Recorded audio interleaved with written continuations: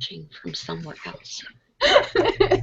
Well, as you might have heard, Tanya thought she might be watching from someone else, from somewhere else, but she's here with us today. And I'd like to welcome everyone to the Metagame Book Club.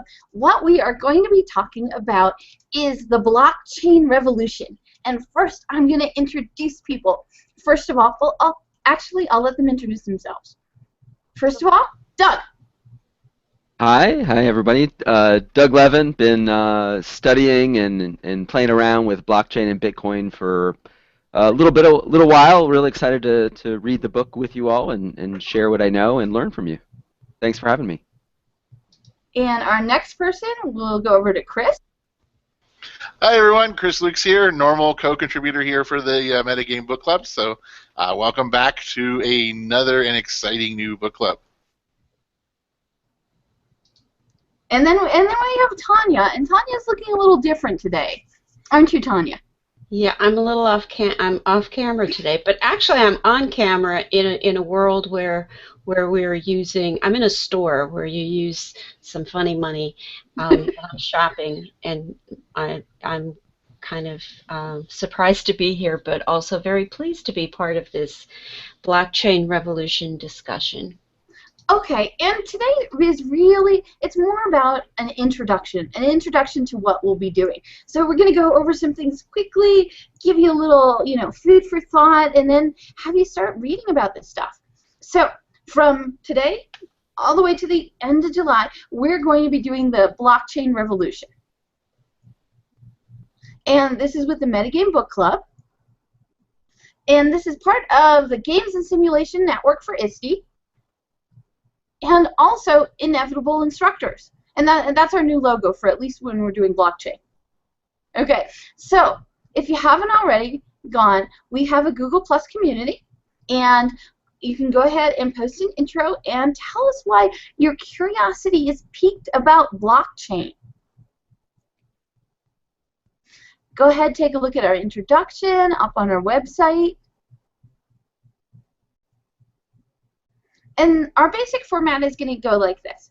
For week 1 through 3, and that's June 1st through June 21st, we're going to talk about Bitcoin and blockchain basics. Okay? And we're going to do Google Hangouts on Wednesdays, so 3 Wednesdays in June. Then week 4 to 6, from July 6th to July 30th, we're going to talk about blockchain and education. And again, our Google Hangouts are going to go ahead and be on Wednesdays. Now, every Wednesday, there is a group out there called Read for Fun, and they're a bunch of educators, and they do Shelfie Wednesdays. So no matter what you're reading, go ahead and take a picture of it and go ahead and tweet it out with the Shelfie Wednesday hashtag. So please go ahead and do that with the blockchain revolution also, and anything else you happen to be reading. Okay. So for this book club, and if you just want to talk about blockchain and talk with us in general, here are some hashtags. Hashtag Metagame, hashtag blockchain, hashtag ISTE16. You'll get inside of all of the ISTE conference things, but they need to know about blockchain anyway. And then CBE, competency-based education. You can throw that in there too. Okay, we also have a Flickr site, so feel free to join that. We've been taking pictures of some things already. And I just wanted to let you know, we did go ahead and look at the ISTE administrator standards, and we did see where it did align. And also to the ISTE computer science educators' knowledge of content. So what we're doing is also aligned to some of the ISTE standards. Okay, so I'm going to turn it over to Chris. Now remember, this is just an intro, so you don't have to have read any of the book, and during this first week, you can go ahead and start looking at these things, but we're going to take a slow pace so that we can all get to know these terms and have a lot of fun with them. All right, so the first question, since we're going to be talking about Bitcoin and blockchain, it's really sort of where these terms come up was probably needed to come up with a discussion about what currency is. And some of you in the past book clubs have heard myself and Jerry Butchko go over on and wax poetically about virtual economies and for the win, like Kay is showing in her monitor right now. And we spent a long time, and yes, we were a bit long-winded with that. And then we talked about it again in Ready Player One because we couldn't get enough of it. So the thing about currency is what most people are familiar with, the dollar bill, the euro, the standard currencies that we usually use. They're actually fiat currencies. What it means is they're used in lieu of something else. So in ye olden days, you would have to, use precious metals or gems or something of value is what the currency was for.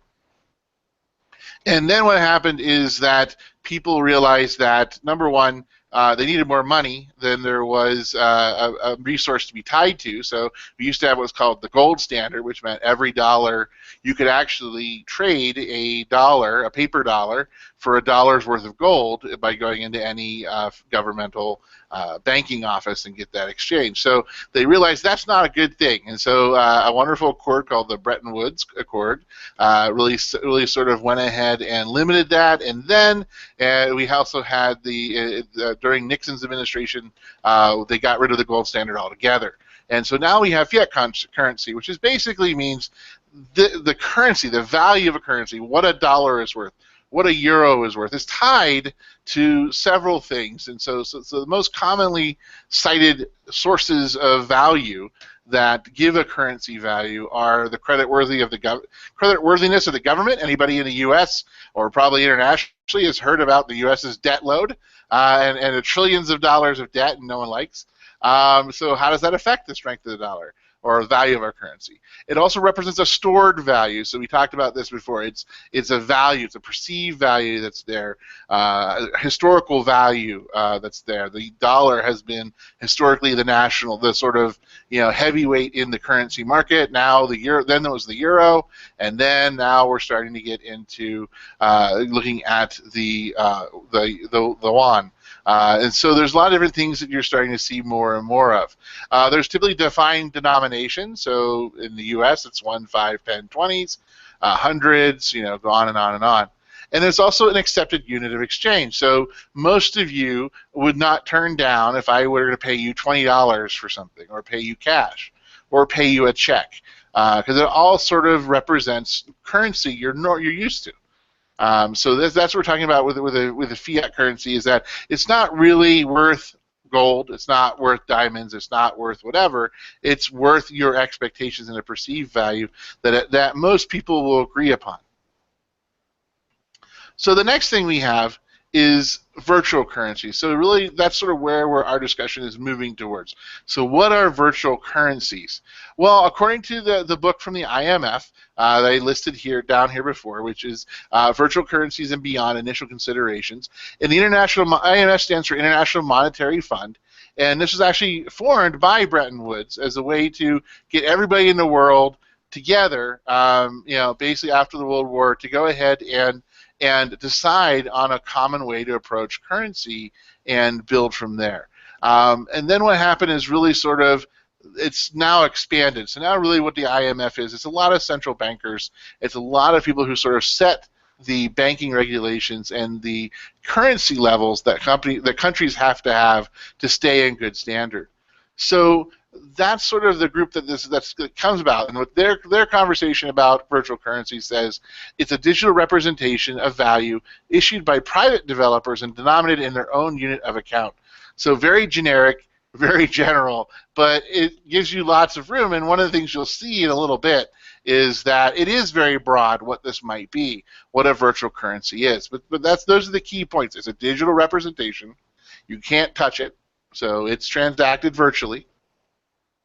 It's issued by a private developer, so that could be a corporation, that could be a nonprofit, that could be an individual. There's lots of things that are there, and it's denominated in their own amount, or their own account. So in other words, they can decide what it is. So like whether it's gold or silver, whether it's 100 of this equals 1 of that. There's lots of different things that the creator of this currency can decide.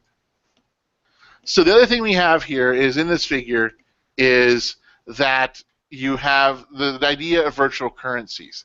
And so so right now you guys are actually saying, well, what does it have to do with anything about this book? We'll get to that, I promise. But first we want to talk about currencies so we give you context about how to perceive what's going on. So this is sort of ranking things together. So this is a nice little figure out of the IMF book, a little PDF there that I pulled this from. And basically it's saying, so here's digital currencies is the top one. And digital currencies would be things like PayPal. Then you have virtual currencies, which are non-denominated legal tender. In other words, they're not dollars, they're not euros, they're just their own virtual currency. They may or may not be convertible. Then you have a convertible column, and then you have a decentralized version, and then you have cryptocurrencies. And so when we get to talking about Bitcoin and blockchain, these are the cryptocurrencies. So these represent the smallest part of the funnel right now when it comes to the virtual currencies. So most of us are using digital currencies right now because a lot of us have PayPal accounts or maybe using something like eMoney or My Check Free or something like that. And then you have things like Game Gold underneath the virtual currencies, and then you can see it goes on and on here. So there's lots of different things that are out there, but this sort of gives you an idea of how the structure is currently set up. So the first thing we're going to talk about when it comes talking about some of these virtual currencies is we'll kick it back to Kay to talk about Second Life and probably Grid too, since she's actually in Second Life. Okay, so a number of instructors are already familiar with Second Life, even if they just know it by reputation. And what Second Life is a digitally generated world where you can do things. And they also happen to have a form of currency. And we're just showing you a couple of shots. And we put these up just in case we wouldn't be able to, if there was any kind of tech problem. But we actually have Tanya here in Second Life, and she can tell us what she's doing here in Second Life. Well, I'm actually trying to buy something, but I only have 64 Linden dollars, and what I want to buy costs 529 Linden dollars, which is approximately $2.50. That's the exchange of American dollars. So I'm short, and I cannot buy it, but this little thing that's up on my screen basically is indicating. So what I would do is go up to one of these things that, you know, an outfit that I might want, and click on it to make a purchase. And when I say I want to buy it, it tells me that, you know, it's 529 lindens, which is about $2.50. I could upload money, exchange US dollars using a standard credit card, and then have more money, and then I can purchase this outfit. And I have a little more money, not much, but a little more money, so I can purchase this. And really what we just wanted to demonstrate to you here is that you can go ahead and buy virtual goods for virtual money. And that in the virtual world, Second Life, American dollars are convertible to their currency, which are Linden dollars. So I will look at something, and I like kimonos, so why not? I'll go ahead and buy this. And I hear a little cash register thing when I make a purchase, and then this will then show up in my inventory. But you know, I didn't use American dollars here. They had to go ahead and be converted. So that's kind of what we wanted to demonstrate to you, to show you quickly that there are places where you can go digitally and buy things.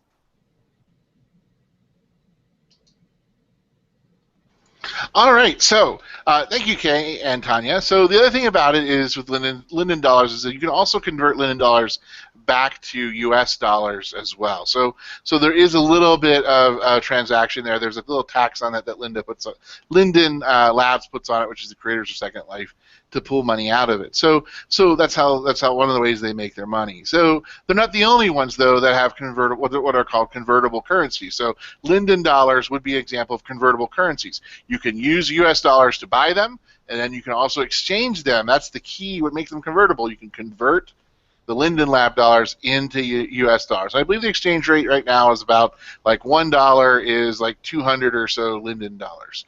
Usually sees about that's about what it trades at. Or I should say that's what Second Life puts it at. The next thing up here is World of Warcraft. So very popular game, lots of players out there, very standard denomination. In any game that you're in there is gold, silver, copper. It could be jewels, it could be feathers, it could be whatever game you're at. But in World of Warcraft, they still tie back to the precious metal system, so gold, silver, copper. And what happened in World of Warcraft is they've started to experiment with WoW tokens. And what this means is that it's a way for you to use your US dollars to purchase in-game gold as opposed to trying to go through against terms of service and use somebody like a gold farmer or someone else who's selling a currency, which is against the company that makes World of Warcraft, Blizzard's terms of service. So what they've done is they've instituted these WoW tokens. And it varies because World of Warcraft sets the exchange rate itself, and it moves up and down and fluctuates back and forth. And what you can do is you can buy the tokens with the $20 and then sell them on the auction house and then get gold from other players. This is kind of convertible because what you can do is if you have a token, or if you're somebody who used game gold to buy a WoW token, you can actually then just let your subscription basically end, and that if you have a WoW token in your bags or in your bank, you basically will automatically purchase 1 month of playing time. So what you have now is it's not necessarily convertible into currency, but it is convertible into a service, or in this case, gaming time. So there is sort of moving into that convertible currency state. So that's what you're seeing in World of Warcraft. And what's interesting about this picture that you see over here is this is actually what's going on in the last 2 weeks. So anyone guess why there's this big dip right here?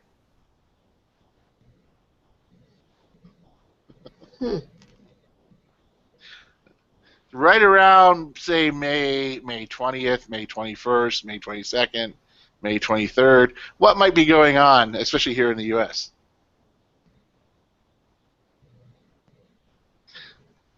Well, you have Memorial Day. So, coming up, I should say. So that's sort of the Memorial Day. This is sort of the week leading up to Memorial Day and also covering over Memorial Day weekend. So you can see that there's a big drop here in the currency. So this realm is definitely U.S. dominated, which is one of the reasons why you see that. So it's kind of interesting to see this market volume. And you'll see that there's these other sites that track these virtual currencies. And so you'll see a little bit more of this whenever we start talking about Bitcoin itself. Now we're moving on to something most people are familiar with, PayPal. PayPal is considered digital currency, and the reason is because what you're doing is you are creating an account. The user and so basically the buyer and seller are creating PayPal accounts, and what happens is that what you do as the user of the PayPal account is you transfer money from your bank to your PayPal account via going ahead and setting up an electronic deposit, and so you can pull money out of your checking account or savings account into PayPal, and then PayPal holds your money for you, and then what they do is whenever you want to buy something using PayPal, they go ahead and they do that transaction there. And they remove all your personal information because PayPal is the person paying on your behalf. So what's going on leading up to this digital currency is think about it before PayPal event showed up, or even before we had the internet. How did you pay people? How did you go ahead and what methods of payment did you use? Well, you use cash. Cash is nice. You're really not really sort of doing it. You're just handing over the cash to the cash register, and you're grabbing your good. You're taking off. So what happened then we had credit cards? Well, I should say, sorry, we had checks first, and then with checks you wrote a check. So what information's on a check?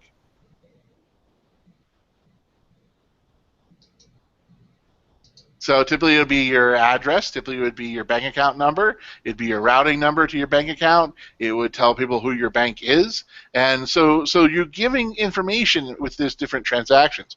Then you have credit cards. Credit cards also give information as well. And so reason why a lot of people like PayPal, and also one of the reasons why the blockchain, we'll talk about more about this idea of protecting your information when we get into the discussion about blockchain next week, actually the next couple of weeks, as well as talking about Bitcoin this week and next week. So these are things that you want to think about as you're making these payments. So what determines the value of any currency? Well, we talked about standard currencies like the US dollar, the euro, and basically it breaks into three pieces. There's demand. People have to want the currency. People have to want to have it. There has to be a perception or a belief that it's worth something, that there's some sort of value attached to it. You have to believe that Linden dollars or Wow Gold or whatever the virtual currency might be, if you're going to get involved in it and purchase that currency or use that currency, there's a perception or belief that it has value. You're going to believe that the demand is going to go up, so it's going to be more widely accepted.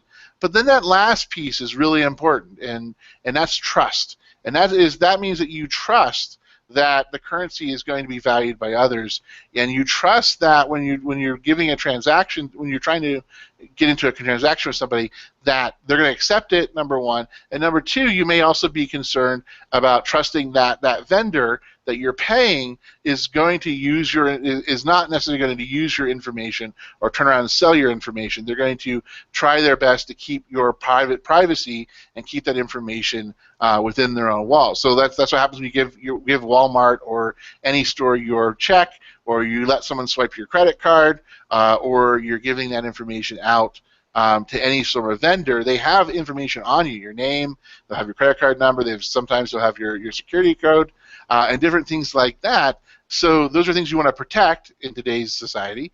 And so trust is a huge factor when it comes to a lot of these currencies. And it's one of those things that this next article talks about. How do you go ahead and form trust? And so Kay will talk about the God protocol.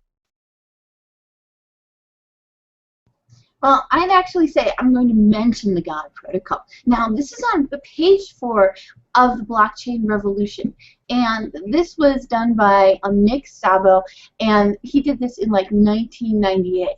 And the link is easy enough to look at, but this is where the ideas were starting to happen about what if you could absolutely trust what was going on on the internet. What if you could absolutely trust whatever it was you were going to purchase and whatever you were going to use to make that purchase? So the God protocol is what it was called, and this kind of informs everything that we're going to be talking about when it comes to the blockchain, because the blockchain is about trust. It's about trusting this accounting protocol that allows you to do all these things that weren't necessarily as possible before. So it's on page 4 of the book, or you can just Google God Protocol. The website from 1998 is still up there. It does not look changed whatsoever. And you can just go ahead and take a quick look at that. And that's about a lot of the concepts we'll be talking about when it comes to this book. Some of the things you can just gloss over, some of them you can skim, some of them you're going to want to geek out about. And it's perfectly fine. You'll make decisions on how far or how little you want to look at things. And this is one of the things that you can make a choice at. Do you want to go and take a look at the God protocol?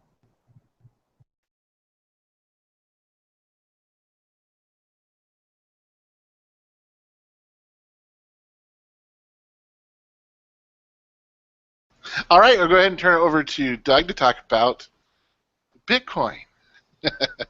All righty, thank you. So what we thought would be useful today would be just to introduce the concept of Bitcoin and the blockchain, which is the technology that underlies Bitcoin. And I thought, and while it's very complicated, and I think Kay's point that it would be easy to geek out about some of these aspects of how Bitcoin works, It's probably not necessary for everyone to understand every bit of it to understand the potential and promise of blockchain. So what I wanted to really share is really just sort of 3 properties of Bitcoin that I think make it different from all the things that we have been talking about so far. So the first is that the Bitcoin is not centralized as most currencies that we think of as sort of in our day-to-day use.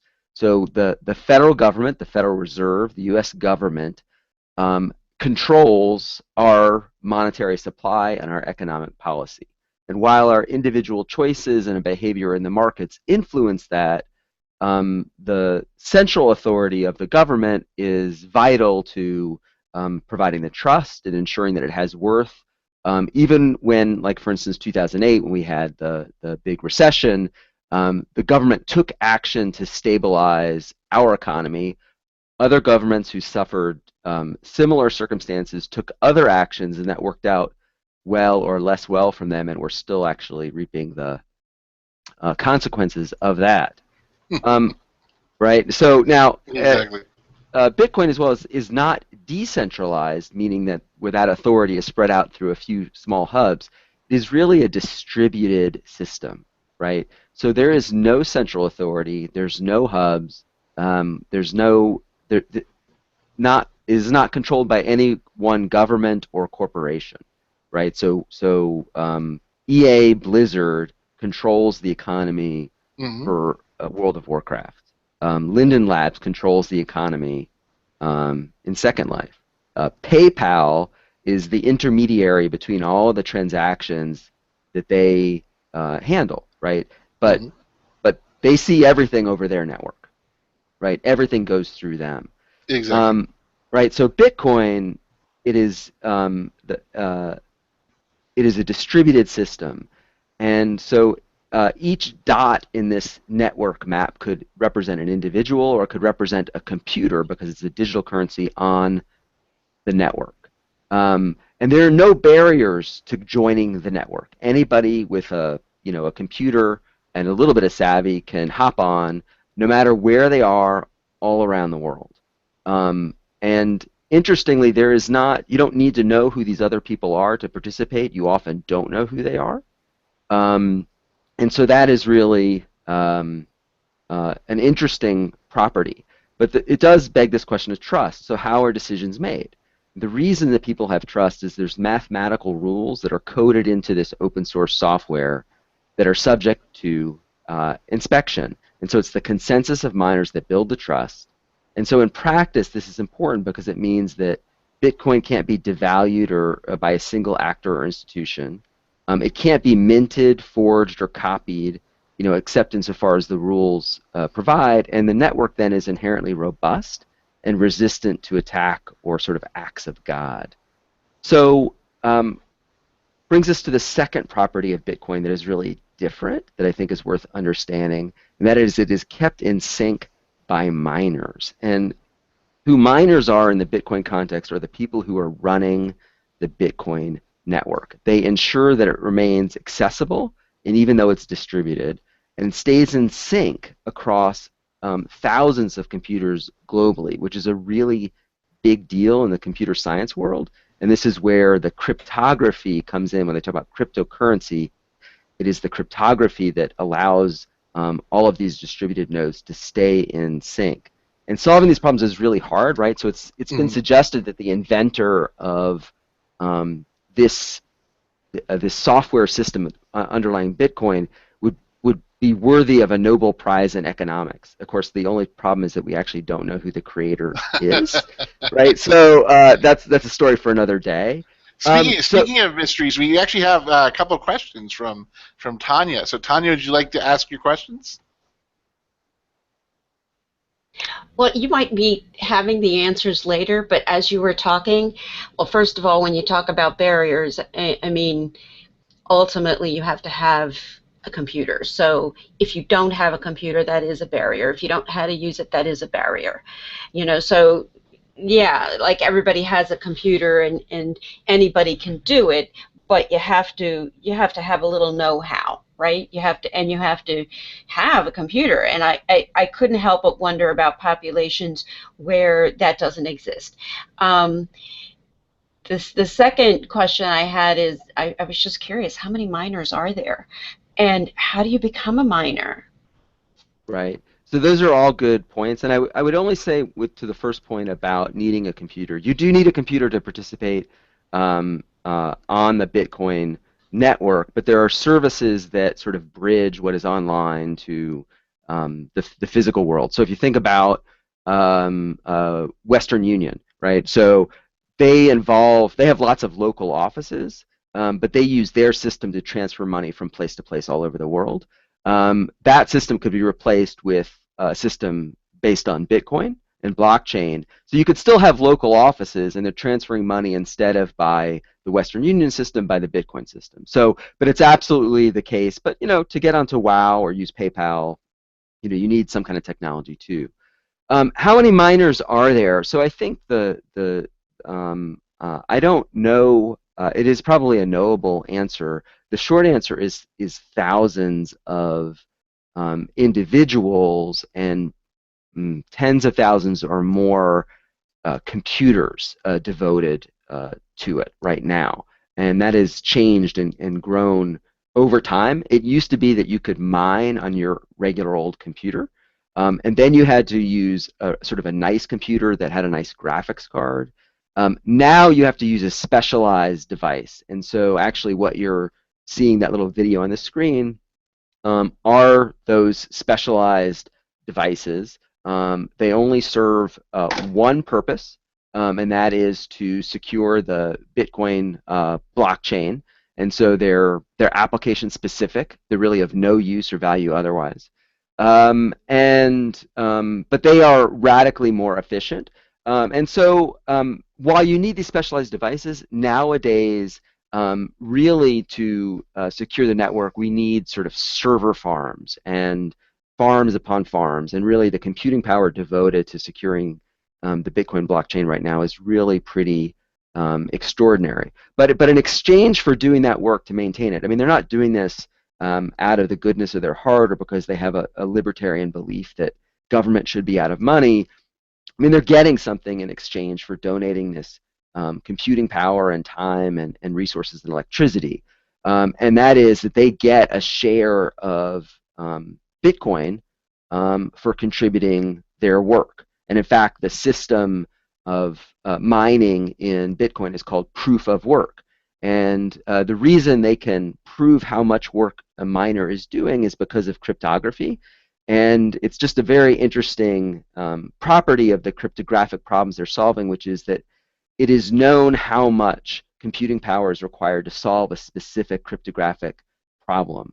And these problems are built into the Bitcoin network. And so the network can vary the difficulty of the work of mining, and therefore demonstrably and transparently prove that people are doing a certain amount of work and therefore get to earn a certain amount of Bitcoin for supporting the network and running it. So how does one become a miner? So right now, I would say it's probably not for the faint of heart. You're certainly not going to make any money off of it in a rig like I've got running here. So as a hobby, you can go online to Amazon or frankly probably eBay or Craigslist and get a used miner. And there's lots of instructions on how to hook one up to your computer at home. It is probably not, again, it's not something where you're likely to make any money today, unless you're getting free electricity, and then you might make a little bit of money. What most people do now is actually they participate in a pool, and so you point your little miners or big miners into a group with other people, and then collectively you work together and then you share in the rewards. Frankly, if you're interested in trying to make money in Bitcoin, probably what you should do is buy some, hold on to it in the belief that it will go up in value directly, or you can actually buy cloud mining contracts and basically buy a share in a server farm, and then they get that share back in Bitcoin. And that sounds like being a stockholder.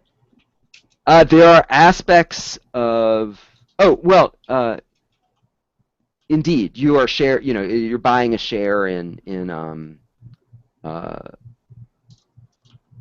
in a property. What you made me think of though is the volatility Mhm. of the price and Oh how yeah. people trade it, and that is very much. It is, in fact, it is exactly like um, stock market, and it resembles in many respects, in some places, day trading. And can we see that device again?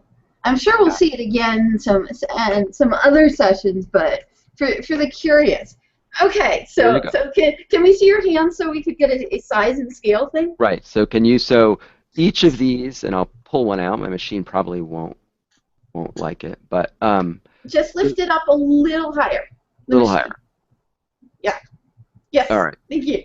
All right. So this is basically the size of a USB key, Mhm. which is exactly what it looks like, and it's got one mining chip on back, one ASIC on back, and then some resistors to power it. And it just hashes the cryptographic problem that are the basis of the Bitcoin network. And then the blue here, this is just a heat sink. And so a lot of Bitcoin mining is really about trying to put as much power as you can into these chips, because then the chips run faster, you solve problems faster. But then that takes a lot of electricity. It gets hot, right? And so Mhm. it's uh, the heat sinks, the dissipation of heat is the issue. So the question, like, sort of, should you mine? It's actually a simple calculation, and you can find online calculators that basically, it's the cost of the miner plus the cost of the electricity to run it, right? And then how much Bitcoin you expect to be able to mine from the device. And so people do these calculations to decide whether or not it's worth investing in these. And frankly, there are people all over this country and the world who set up their basements as this tangled mess of little devices, because when a device like this, could get you, a few dollars a day, Mhm. why not buy as many as you can get and run as many as you can? And that's what people did, except then the network difficulty got higher. It got higher to earn Mhm. rewards for Bitcoin, and hence you can buy these on eBay for pretty cheap because people are looking to get rid of them. Thank you. So then the last property, right, about Bitcoin that I think is just worth knowing and in context, right? So it's digital currency. We know they're real. We have other currencies that we're familiar with that are digital, that are real. But for the first year or so, the people involved in Bitcoin, this was just a sort of a project by sort of economics and computer science geeks, really, who had a very interesting idea that they were testing out. But for the first year of Bitcoin's existence, a Bitcoin was worth exactly zero in real money, right? Until May 22nd of 2010, which is where we get Bitcoin Pizza Day, because that is the first day ever in the history of Bitcoin that someone exchanged some Bitcoin for something of real value in the world, and it happened to be two uh, two pizzas. And that these were two Papa John's pizzas that were purchased Mhm. over a forum, a Bitcoin forum, for 10,000 Bitcoin, right? So at the time, the best estimate, given that people weren't really spending anything, buying anything real, Mhm. was that was maybe worth about 25 bucks, because that's how much two pizzas cost, right? Mhm. So 10,000 Bitcoin, 25 bucks. Well, that's somewhere north of $5 million today. In fact, let me double check that. I think it is actually. I'll do this while we're talking here. So Yeah, and in games, I'm starting to see where you can pay in Bitcoins. I know I have the option for a Minecraft service provider to pay them in Bitcoins. yeah, and one of the neat thing about Bitcoins is that you can spend it out something like 8 decimal places, right? So you actually can transfer very, very small amounts of money, much smaller than a penny, right? So things can be an exact price, But the transactions can also be super small, right? In the U.S., you can't really do a transaction under a penny. I mean, you can do it digitally, but Mhm. it's harder, right? But our system of accounting only really goes to a penny because that's the smallest piece of money that we can get. Um, but absolutely. So it's so from May 22nd, 2010, when this first purchase was made, the real value of Bitcoin has exploded. It sort of exploded. It shot up to over $1,000 a Bitcoin at one point, and then it crashed. And it's actually back up to around 540 US dollars right now. But there's also active markets in euros, um, conversions for Russia and China and other markets. So it is being traded for fiat and real currency Hmm. all over the world, and there is something over overall there is something like $8 billion of real money that has been invested Hmm. in sort of the Bitcoin ecosystem. So if you were to cash out all of the Bitcoin, that's how much it would be worth today.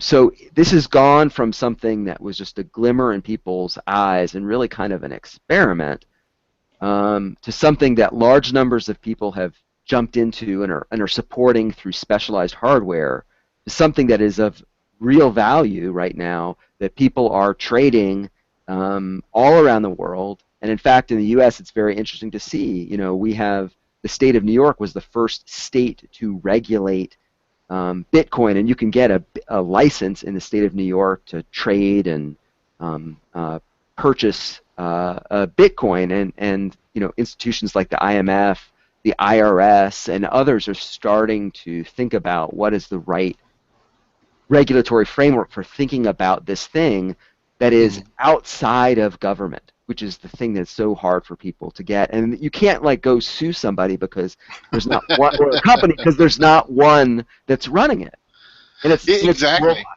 right? Yeah, Like and the other thing is with the governments, the biggest concern for most governments is how do we tax this if for through capital gains tax or through income tax, or how does the government get their piece of the currency, because that's just a general piece of being part of any economy is there is a tax for the regulators of that economy.